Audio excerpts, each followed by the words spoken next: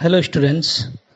पिछले लेक्चर में हमने सीरीज भाग 1 के पाठ 12 कैदी और कोकिला के शब्दार्थ, सरलार्थ और व्याख्या पर चर्चा की। काव्यगत विशेषताओं के बारे में बताया। आज हम इस लेक्चर में इस पाठ के पीछे के प्रश्नोत्तरों पर चर्चा करेंगे।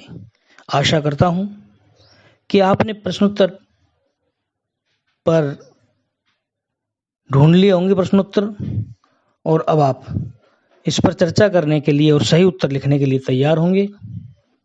तो आइए शुरू करते हैं। पहला प्रश्न है, कोयल की कूक सुनकर कवि को क्या प्रतिक्रिया थी? कवि की क्या प्रतिक्रिया थी? यानी कोयल की कूक सुनकर कवि उसके बारे में क्या सोचता है, क्या कहता है? तो शुरू में ही बता दिया था कि कोयल कौन सी वेदना है जो तुम चीख रही हो, तुम पागल तो नहीं हो गई हो, इस प्रकार की बातें हैं।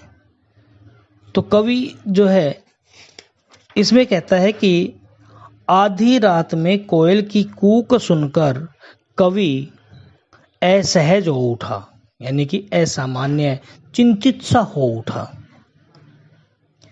वह ये सोचने लगा कि आधी रात में कोयल के कूकने का क्या कारण हो सकता है।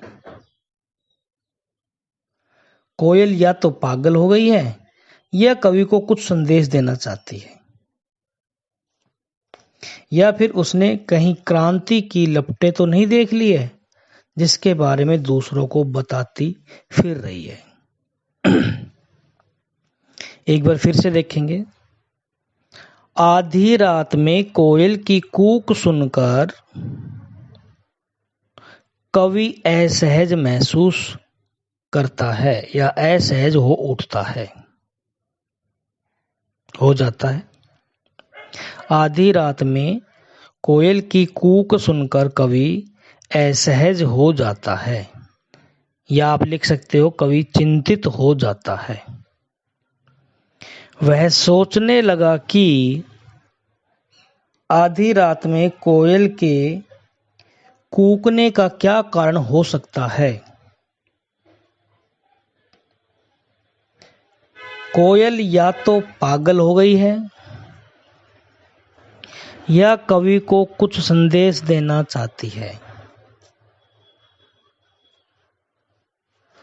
या फिर उसने कहीं क्रांति की लपटें देख ली हैं जिनके बारे में दूसरों को बताना चाहती है। अगला प्रश्न है, कवि ने कोकिल के बोलने के किन कारणों की संभावना बताई है? घुमा फिरा के लगभग वही क्वेश्चन है, ऊपर वाले है कि क्या क्या संभावनाएं बताई है। तो यहां है, कवि ने कोकिल के बोलने की निम्नलिखित संभावनाएं बताई हैं।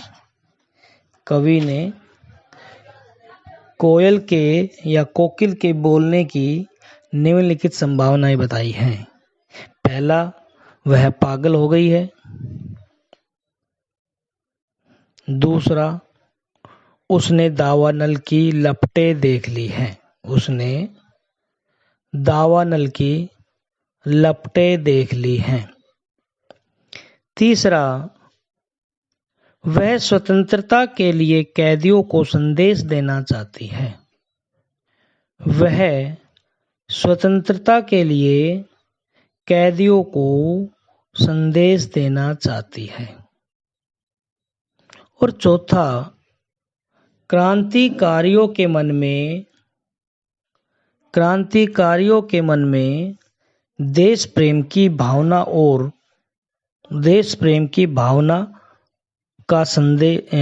पैदा करना चाहती है। या फिर आप लिख सकते हो, क्रांतिकारियों के मन में देश प्रेम की भावना को और भी गहरा करने का संदेश देने आई है। फिर से देखेंगे। पहला है, वह पागल हो गई है। दूसरा है, उसने दावानल की लपटें देख ली है। तीसरा है, वह स्वतंत्रता के लिए कैदियों को संदेश देना चाहती है। और चौथा है वह क्रांतिकारियों के मन में देश प्रेम की भावना को और भी गहरा करना चाहती है या और भी गहरा करने का संदेश देने आई है। प्रश्न संख्या 3, किस शासन की तुलना तम के प्रभाव से की गई है और क्यों? किस शासन की तुलना तम के प्रभाव से की गई है और क्यों? इसका उत्तर होगा, कवि ने बताया था कि शासन है या तम का अंधकार गहरा, इस प्रकार से बताया था। तो किस शासन की तुलना, अशासन है या तम का प्रभाव गहरा है, आया था उस कवि पहली स्टेंजा में कि जीवन पर अब दिन रात कड़ा पहरा है, शासन है या तम पर प्रभाव गहरा है। यहां से लिया गया है ये। किसकी शासन, उस समय किसका शासन था हिंदुस्तान में? अंग्रेजों का शासन था। तो इसका उत्तर हो जाएगा कि पराधीन भारत में अंग्रेजी शासन की तुलना तम से की गई है। पराधीन यानी कि गुलाम भारत में, पराधीन भारत में अंग्रेजी शासन की तुलना तम से की गई है, क्योंकि अंग्रेजी शासक देशवासियों पर अनेक प्रकार के अत्याचार करते थे। क्योंकि अंग्रेजी शासक देशवासियों पर अनेक प्रकार के अत्याचार करते थे। वे हर प्रकार से भारतीयों का शोषण करते थे। उनके खिलाफ, सरकार के खिलाफ आवाज उठाने वाले तथा आजादी की मांग करने वालों को जेल की काल कोठरियों में बंद कर दिया जाता था और उन्हें विभिन्न प्रकार की यातनाएं दी जाती थी। फिर से देखते हैं, पराधीन भारत में अंग्रेजी शासन की तुलना तम से की गई है, क्योंकि अंग्रेजी शासक देशवासियों पर अनेक प्रकार के अत्याचार करते थे। वे हर प्रकार से भारतीयों का शोषण करते थे।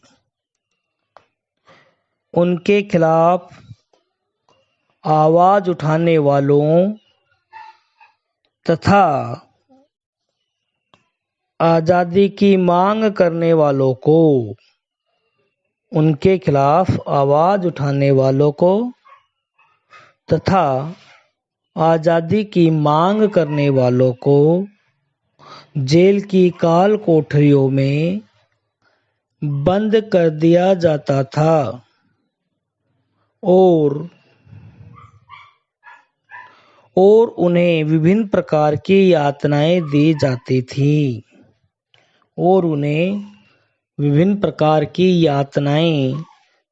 जाती थी अगला प्रश्न है, कविता के आधार पर पराधीन भारत की जेलों में दी जाने वाली यंत्रणाओं का वर्णन कीजिए।